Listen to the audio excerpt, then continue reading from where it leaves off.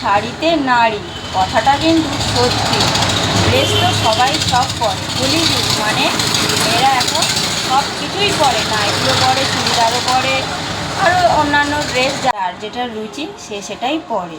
এখন আমাদের বেশিরভাগ বাড়ির বউরা শাড়ি কিন্তু আর অতটা পরতে চায় না, নাকি তাদের স্বামীরা বলে শাড়ি পরলে পেট দেখা যায়, আর নাইটি পরলে নাকি কিছুই দেখা যায় না। তো আমি তো মনে করি শাড়ির থেকে নাইটিতে মনে হয় বেশি অসুবিধা হয়, বেশি সমস্যা হয়। তো যাই হোক, নাইটি কিন্তু আমিও পরি, জায়গা বুঝে পরিস্থিতি বুঝি। ঘরের বাড়ির ভিতরে নাইটিটা ঠিক আছে, কিন্তু সবথেকে বেশি সুন্দর লাগে শাড়ি পরলে, সে যেমনই দেখতে হোক না কেন। তুমি কি বলো? অবশ্যই। তো আমার বর কিন্তু আমাকে সব রকম ড্রেস পরতে দিয়েছে, যেমন আমি চুড়িদারও পরি, নাইটিও পরি, কিন্তু জায়গা বুঝি।